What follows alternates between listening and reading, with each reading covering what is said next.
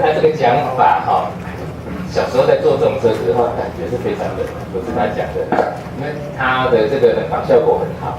因为我们这边大概用到暖气的机会比较少，对呀，因为我们不是那个0K雪地的地方哈，对，所以感觉不出来，因为它是可以调温度的，那它的风量只有一种而已，它没有办法调风量大小，它一打开的话，的风量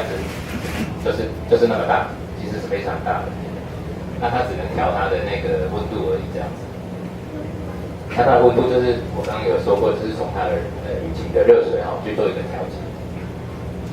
那第三项是它的空气承载系统为全自动，主要避震装置为前后轴各4个通气囊，另加尾轴2个，囊内的压力保持不变，承载重量分配均匀，不论载重多少，车身高度均保持不变。那另加液压减震器，可减除震动，上有特别装置，不致有车轮先停，而车身后停或车轮先动、车身后动之情形，故行驶特别平稳，乘客享受舒适之旅行。它这个讲的是跟一般早期的车子不太一样哈，那早期是钢板的一个我们的避震器哈，那它这个是完全使用的那个就是气囊啊，对，那所以坐起来乘坐舒适感是完全不一样哈。那像国光号客车，它跑了20多年的车子哈，坐起来是不会感觉它像旧车，还是跟新车一样的舒适感。那第4项是它车内的天花板、行李架均为铝板加化学膜，以防污染。那反式油质底基等污染一视即去，光亮干净，且承受撞击时只会变形，不会裂成锐利之断头而割伤旅客。美国对于车辆的一个安全性呢，然后还有它的所有的配备呢的要求非常高哈。那撞击测试是他们最基本的哈。美国在1974年的时候，他们主要进去美国的车子或是他们本土的车子都需要做一个撞击测试哈，还有翻滚测试。那1974年以后的车子哈，他们就是像撞击测试是非常重要，你只要一撞的话，翻车以后伤到人员或是那个车辆受损太严重哈，是不准在美国本土做贩卖的哈。那翻滚测试是最基本的，像这种 MCI 国光号这么大台，他们在美国也是做一个翻滚测试哈。那我们台湾的车测中心，目前大客车来讲，它的翻滚测试是用电脑来去做的，那所以安全性是无法详细的。比较不可靠了，这样子哈，用电脑去模拟这个东西，那他们都是实际做翻滚的一个测试，然后倾斜测试。那在香港至少他们还要做一个倾斜测试，那是最基本的，就是它到哪一个角度的时候，它还是可以不会翻覆哈，造成翻覆的。那第5项呢，是它旅客窗边上方以铰链结合，紧急时搬动、松脱杠杆，即可全部将边窗推开作为紧急出口。那等一下我们去外面那一台 F1986就可以看到我们的逃生窗，我们现在都已经先把它打开了几扇哈。那它车顶还有配备也是逃生门哈，在车顶除了逃生窗以外，还有逃生门、逃生口啊。那刚刚这个就是它的北高线的行车时间表哈。那25班是对开哈，那最早是7点开始。那台北南下高雄，那高雄北上的也是一样是7点，它是对开的哈。最晚到24点。那它大概20分钟有一班，请问那个交集站停几分钟？10分钟，就10分钟，检查车辆跟驾驶，做一个稍微的休息哈。它就是停靠我们的泰安休息站。那后期有一段时间70几年的时候，它是有停到那个我们台中的东大检修班哈，就是在台中工业区，它就没有停靠到那边去。因为东大检修班里面有月台，是还非常的大。如果有坐过的话，就会知道，北高线或是只要是其他不是往台中的路线，都会下到那边去哈。那后来会再改回来，就是因为它被质疑说它是检修班不能设站，好，那因为它在里面也是有贩卖便当跟那些人饮的，所以是应该是被检举的，好，然后他被检举以后，他有做一个修正，那就是在高速公路下交流道以后，中心交流道下来，就是东港交流道下来以后，那个贩卖便当的人就上车了，然后从交流道卖到东大解决班门口下车，然后一样有做停车的动作了。那后来是改回到就是我们的那个泰安休息站，哎，是，对对对。那在泰安中途站休息的时候呢，那边有他们的那个也是休息的地方哈，一个服务员啊，然后他们那边甚至有宿舍了哈，就是说他们在那边还是有驻点的一个维修人员哈，就是检查车辆只要有问题的话，那中心号也会停靠那边，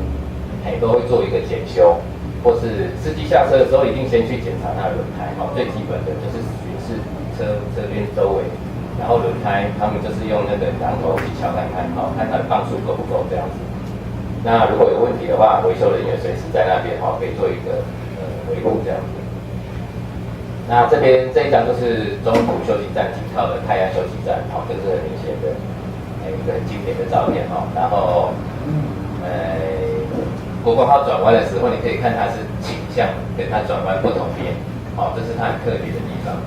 那我们通常会叫这个叫做招牌转弯动作MCI 国光号的招牌转弯动作，非常的漂亮那很多用路人呢，或是他在外面看到以为这台车好像要反腐的样子然后有时候去检举国道警察局说，这种车好像有问题对侧倾很严重对。那其实是它的一个特性它就是往那个反方向去那个。所以你坐在里面的话，不会感觉说整辆车的那个侧倾非常严重对。那因为有时候是车子它的气囊有问题的时候，或是有漏气的时候，它会稍微倾斜一点，但是不至于安全它的维护那个就是影响到它的影响性那被检举，如果是比较资深的一个国道警察他一看到这种车你就知道那是正常的，不是说有立即的危险性这样子。那如果是其他车种，那可能就是要比较注意一下，因为 MCI 它是后面是2轴的方式的一个安排那只要有其中一个前的轮胎爆胎的话，它后面这个是拖轮，还是可以维持它的稳定性然后可以停靠路边做一个检修或是更换的动作这样子。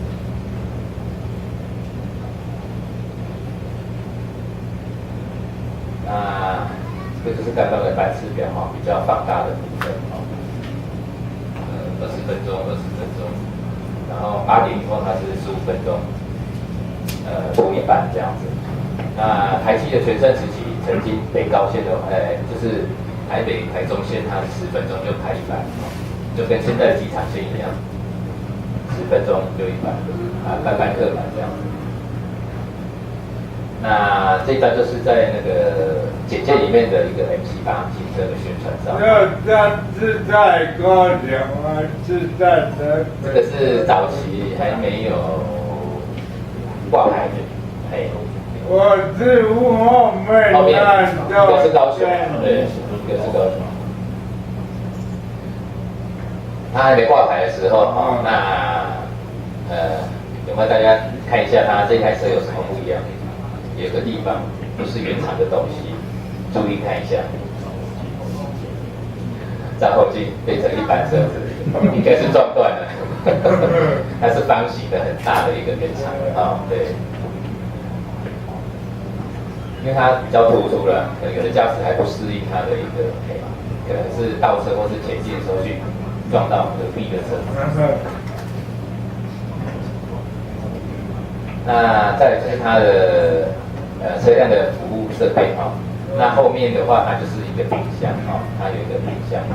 然后还有就是车内的广播跟音响的播放它有一个广播器，那就是小姐在开车以后会做一个广播广播今天的行程路况然后时间还有下交流道的时候他们会开，上下交流道之前广播完以后他们会做一个放音乐让大家轻松一下。那上了国道以后就把音乐给关掉了这样子。那下国道打开是要提醒你要起床要下车他会再播报一次大概停靠的一些站名那这个是国光号的 model， 最早期的 model 都是这位漂亮的国光号小姐，官方的那这张照片就是它的超大容量的行李舱，哦，它有3个，然后是对开的，哦，然后是通到对面去的。早期有这么大，因为它的轴距，哈，轴距的关系，轴距很大，那它有办法容纳到3个。那目前像国光客运就发现说，这种车最好用的就是它的行李舱。那使用在机场线的话，它的容量非常的大，哈，大家的行李几乎可以不用重叠在一起。那早期都是用中型号在跑的话，常常是把里面的座位给拔起来，拔了至少4张以上的椅子，然后去放行李，但是还是不够放，然后会造成行李的重叠啊，或是旅客的抱怨啊，然后甚至发生口角。因为出国回来的人都通常不希望自己的行李被人家压上去，因为早期会带一些比较紧密的东西啊，相机啊，然后微波炉啊，哇，很多，电子锅。所以马桶盖最近真的比较小，这也是比较高级的，每天用得到的东西，现在的马桶要用的。那它的舱盖呢，也是一个安全的机构哈，你拉上去以后，这个它的把手一定要做一个归位的动作哈，它会锁住。那当你要再关的时候再拉起来啊。那它这里有一个卡榫，两边会卡住，对，有一个安全性。那通常这种比较不希望是乘客自己去开，司机在开的时候还是要去安全的一个确认哦。因为乘客自己去开，有时候没有拉到定位的时候，这个是一个狗头铡，老狗就变成狗头铡了，是会很惨哦，因为它非常的重哦，因为它这个是不锈钢材质的车身哈，然后它是双层的，非常厚哈，对。然后它的底盘呢也是不锈钢的。那因为在美国呢，他们都是有下雪，像比较纬度比较高的他们是冰天雪地，然后到沙漠都是同样一个车管在跑。那不锈钢的车身就有一个好处因为下了雪以后，他们会那个撒盐，那盐对于车子的钢板的锈蚀性是非常严重的，所以他们连底盘的外壳全部都是不锈钢的。那只有里面这个部分呢，龙骨的部分，他们是用钢制的，这是铁的部分那其他还有里面车厢这个舱门的部分是用铁的部分的。那所以外表的部分，它全部都是使用不锈钢。所以它用的再久，你看还是亮晶晶的那当初这种车进来，就是跟一般的游览车啊、一体车不一样，因为它整台都是亮晶晶的，非常特别，那非常吸引人然后又是后面双轴的那这个就是刚刚讲到它的车后的一个盥洗室精致玲珑的盥洗室，它体积不大，但是你看外国人他体积不大的人进去以后还是有办法转身，大家等一下可以去看一下那这边就是它的马桶在这边那那个用完以后它有一个冲水的系统那它是在里面循环所以就是会比较干净一点然后这边就是一个水龙头，然后还有一个是饮水机，可以在里面做简单的一个盥洗。然后底下呢就是一个垃圾储存槽、垃圾桶对。那原厂来的话，就是有一个 washing room 的一个标识，然后它的中文的一个盥洗室这都是最早车子的配备。那这个就是它的一个灯号那就是 washing room 有人用的时候，盥洗室有人用的时候，它的灯号就会亮起这样子。那它这就是在它这个中间的开关它有里面是上一道锁的时候，你把它关上的时候，它就启动了这样子。那我们讲到国光号的行车时间高速公路刚通车的前几年，那对于行车时间的要求很严格，那不能超速，也不能开太慢，到站时间只能正负5分钟。那提早或超过时间到站都要记过处分。这个是严格限制他们不能超速，然后也不能开太慢。那早期只要是公路局训练出来的，不管是中兴号、国光号的那个司机员应该都是还蛮遵守这个规定的。那他们在开车不会很急躁就是一步一步来了对，就是比较按照他们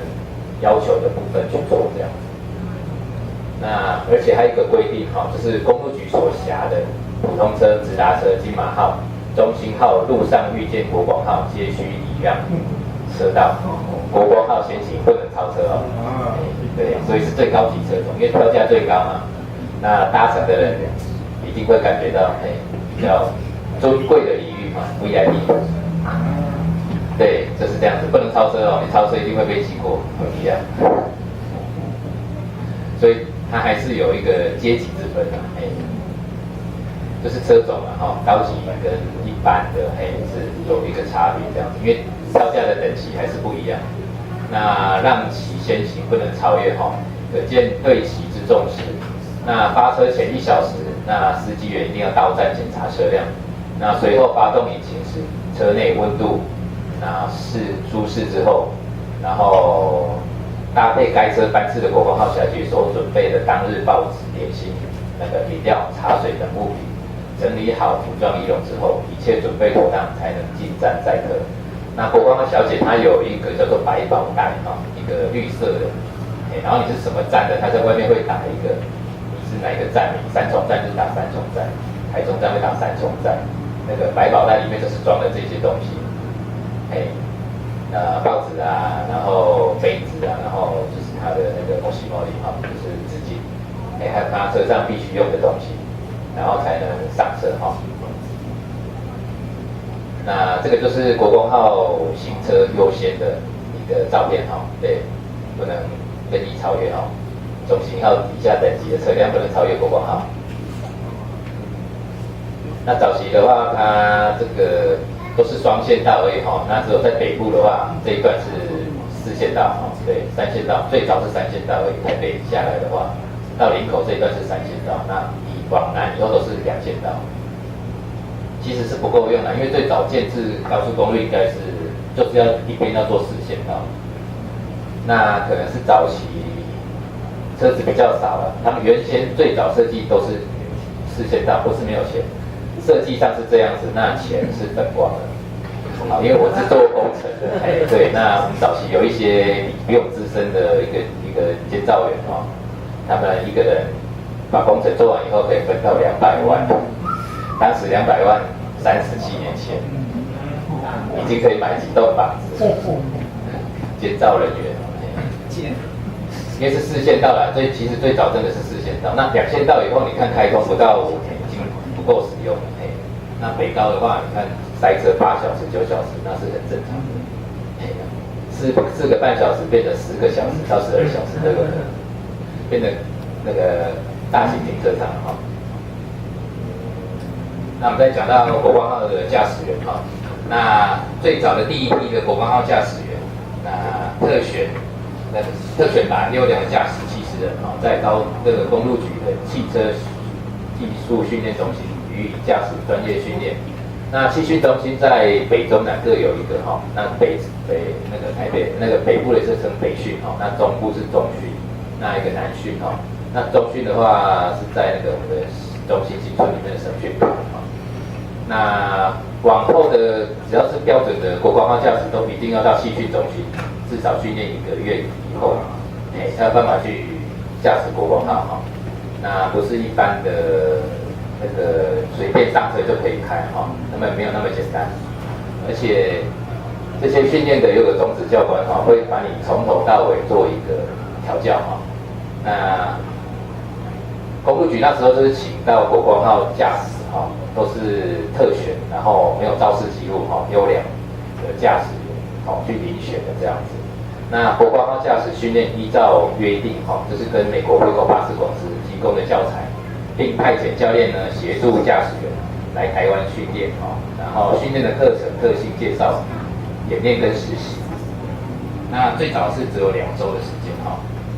那后面的话都是1个月的时间。那主要的内容在灌输驾驶员的各种行车因素安全边际观念和培养防卫驾驶技巧，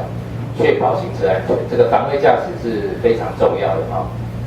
因为车子开在路上所谓的防卫驾驶就是你要保持多少距离然后你从你的后视镜或是在前车跟那个高速公路前车侧边我们都有一些死角这些都是防卫驾驶的一个技巧要了解到，如果你进入它的一个就是它后照镜的一个视死角的范围哈，他有可能没有看到你。那这个就是开车技那个的差别了哈。在美国的话，他们在训练就是要考汽车驾照，小型汽车都一样。如果你第一个动作他们都是入式哈，他们没有像我们在那个教练场里面哈，他们的考试都一定教练坐在你旁边哈，主考官坐在你旁边。那你只要没有打方向的起步，那你就下次再来了哈。那还有一个动作就是你要起步以前一定要看你的后视镜以外，还要转你的头，把你的头转过去，不管左边右边，你要左转右转，你的头一定要转过去确认没有看到后视镜没有车子以后，还要转头做一个确认，不然一样是下次再来好。那这个就是变成说国光号的它的那个后视镜哈，外面的2个后视镜都是那个我们所谓的不是光角镜哈，它是1:1的那个镜子哈，所以你看到的东西它的视野比较窄，但是它的一个好处就是你一定要移动你的脖子跟你的头去做一个确认哈，这是所谓的防卫驾驶技巧里面的一门哈。那接下来是眼看口送的训练法哈，驾驶前。对车辆之检查程序、机械常识与车辆发动后之检查等等。那眼看口送训练法就是他们最基本的一个哈，就是从头到尾你所看到的每一样东西，你都要做一个附送跟确认。好，那这个是非常重要，他们要背起来，从头到尾。那他们的考试完成就是每一项动作、每一个机构、每一个用的地方，你都要做一个眼看口送，然后要知道它怎么操作的，怎么使用，都要全部背得滚瓜烂熟哈。然后动作确实这样子。然后机械常识呢，认识，然后跟车辆行驶中注意事项与驾驶后车辆的安全检查，这个也非常的重要哈。那机械常识就是一般我们开车所驾驶所需要做最基本的一个对机械常识的一个认识哈。那即使车子有问题，你才能叙述比较详细，然后知道说车子是哪边有问题，是轮胎的问题呢，是引擎的问题，或是它的那个转向机构的问题哈，都有可能，然后才会能够比较有一个详细的叙述哦。在像香港啊，或是外国的话，他们驾驶对机械常识的训练考是非常重要的一环哈，不是像我们台湾，驾驶就是驾驶，他只能叙述说我哪里不正常，车子坏掉，然后请你们检修这样子。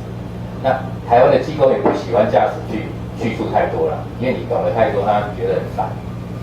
也许是你讲的这样，也许不是，但是这不是一个良性的一个互动啊？应该是说大家都对这个机械常识有一个了解哈，甚至做一个训练这样子是非常基本的，而且是需要的这样子。这个是需要做一个互动跟沟通哈。那再有是恶劣天候的驾驶及夜间驾驶的要领等等加强。那恶劣天候包括了下雨天，然后台风天，怎么样去驾驶这一台安全的，能够行驶在高速公路上面哈。那夜间驾驶也是很重要的，因为晚上所看到的视线是白天，差距非常的大哈。那以车灯来讲，对，就是要怎么样从后视镜啊、前方去判断车子的距离啊这些哈，一个驾驶安全的要领。